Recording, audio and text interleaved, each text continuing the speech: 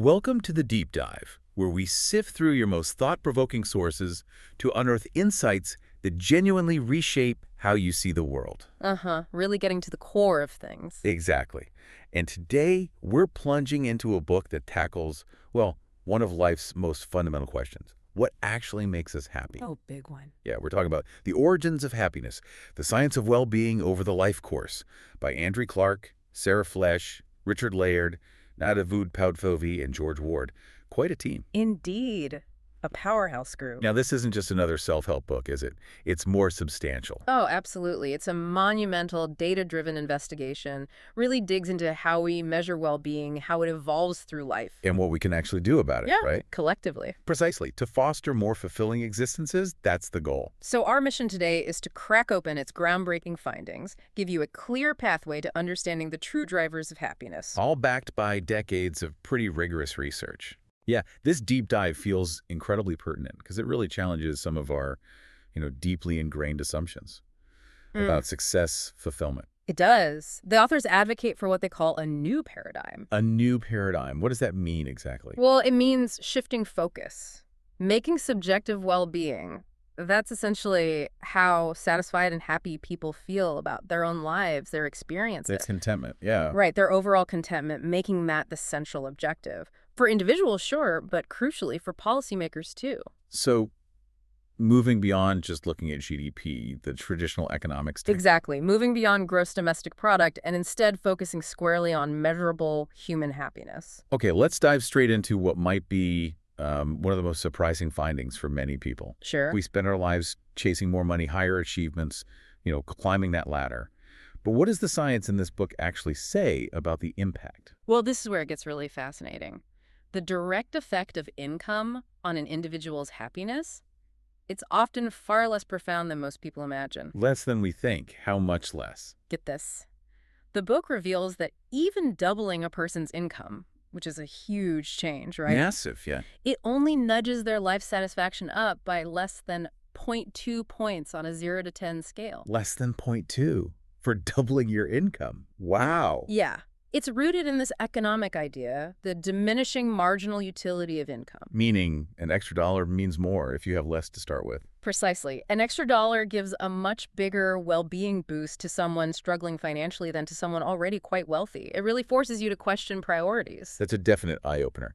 So more money does make some difference, okay? But it's clearly not the magic bullet we often assume. Not at all. And the book uses the famous Easterlin paradox to explore this further. Exactly. The Easterlin paradox is central here. So what is it exactly? Why is it so important for understanding happiness on a bigger scale? Okay, so the paradox, as the book details it, is this really captivating puzzle. Individually, like we said, richer people within a country are generally happier. Okay, that makes intuitive sense. Right. But then you zoom out, you look at entire nations over decades. Think the U.S. since the 1950s, or maybe China since the 1990s. Right. Places with huge economic growth. Exactly. They've gotten vastly wealthier. But their average national happiness levels, They haven't gone up much. they've remained strikingly flat. So the big question the paradox raises is, if everyone's getting richer, why isn't everyone, collectively happier? And the book points a finger at something. Maybe a bit uncomfortable. Comparisons. Exactly that.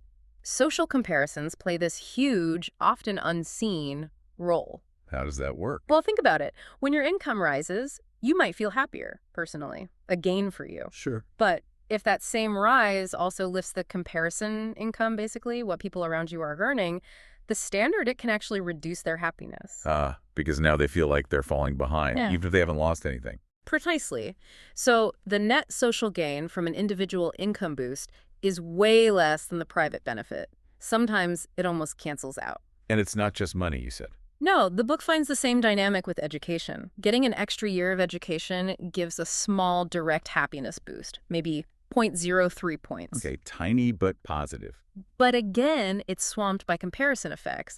If everyone around you is also getting more degrees, your personal gain feels less significant. You feel like you're just keeping pace. Right, not actually getting ahead. Exactly. So the takeaway for you listening might be that just chasing individual wealth or credentials, especially if you're constantly looking over your shoulder, it might not bring that deep fulfillment you expect. Okay, this is where it gets really compelling for me. If money And, those traditional markers of success aren't the ultimate keys. What does the research say is most important? Yeah, the book builds a remarkably strong case here. For Human connections and our internal landscape, our relationships and our mental health. Tell me more about the relationships part. Okay, the evidence in the origins of happiness is just overwhelming on this. Human relationships are paramount. Paramount, like number one. Pretty much. Take being partnered, for instance. The book shows it raises happiness by about 0.6 points compared to being single. 0.6. That's quite a bit more than the income effect we talked about. Much more. And crucially, this benefit often persists, year after year. They observe very little adaptation, very little fading of that effect in many countries. So it's not just a honeymoon period. It's a lasting boost. It suggests that stable, loving relationships aren't just a fleeting joy. They're like a foundational pillar for enduring well-being. So those deep bonds, they're not just nice to haves, they're fundamental. Absolutely fundamental to our emotional stability, our overall well-being. But what about when those bonds, which bring so much happiness, what about when they break? Separation, loss, or even big changes like having kids? Well, the pain of separation or bereavement is, as you'd expect, profound. And while there is some adaptation over time, people adjust. The research indicates that people rarely, if ever, fully return to their original baseline level of happiness after those kinds of major losses. The scars remain in terms of well-being. They tend to endure, yes. And regarding children, it's actually a fascinating nuance in the data. Oh. There's definitely a surge of joy, meaning happiness, when a child arrives, but on average, studies show complete adaptation to that initial happiness boost within about 2 years. 2 years. So the initial spike fades. On average, yes. Now, this isn't saying anything against the profound value or love involved with children, obviously. Of course not. But it highlights that purely in terms of measurable, long-term life satisfaction, that stable, continuous presence of a partner seems to have a more enduring average effect. That's a really powerful distinction. Okay, what about work? For so many of us, that's a huge chunk of our lives. How does work fit into this happiness equation? Right, work. Well, unemployment is categorized by the authors pretty starkly. They call it an unalloyed bad. Unalloyed bad. Strong words. Yeah, it dramatically reduces an individual's happiness by about 0.7 points. And remember, that's on top of the financial hit from lost income. Wow, 0.7 is huge. Comparable to losing a partner. In terms of the happiness drop, yes, it's in that same ballpark. And what's more, the book finds it generates this negative externality. Meaning? It creates an aggregate loss of another 2.0 points for the rest of the community, just due to the fear, the unease it spreads. Goodness. So one person's unemployment actually lowers the mood of the whole area? That's what the data suggests. And there's very little adaptation to unemployment. Its negative impact just persists. So just having a job is crucial. But what about the job itself? Does the quality matter? Oh, significantly. Simply being employed isn't the whole story. An improvement of one standard deviation in work quality things like autonomy or relationships at work, sense of purpose that can raise life satisfaction by a substantial beta 0.4 points. 0.4, also pretty significant. So the nature of our work really shapes our daily well-being. Yeah, I remember the book citing some studies, like one with Texan women, saying work was one of their least enjoyed activities. That's right. And interacting with their boss was often the absolute lowest point of their day. Ouch. That really puts the daily grind into perspective, doesn't it? It really does. But okay, even with all that, the single biggest predictor of individual happiness the book identifies, it isn't income or relationships or even employment status. Okay, what is it then? It's mental health. Mental health. Suffering from depression or anxiety disorders reduces happiness by about 0.72 points. 0.72. So comparable to or even slightly more impactful than unemployment. Exactly. Physical illness, while definitely significant, has a smaller average effect on happiness scores around 0.22 points down. Okay, that raises a massive question, doesn't it? We pour so much effort, so many resources into physical health. Right. But what about our collective mental well-being? Are we prioritizing that enough? So you're saying the data suggests mental health issues actually explain more misery in society than physical illness or poverty or unemployment. Yeah. That feels huge. That's what the extensive data collected by the authors points towards. It's a finding that really warrants serious consideration. How can that be when things like poverty seem so obviously devastating? Well, they also point out that the traditional ways we measure health burden, like QALY's quality adjusted life years. Right. Used in healthcare a lot. They actually tend to dramatically underestimate the sheer suffering caused by mental pain compared to physical pain. Why is that? Often because they rely on hypothetical valuations, asking people how bad would it be if, rather than measuring people's actual experienced feelings day to day. The lived reality of mental anguish is often downplayed in those models. I see.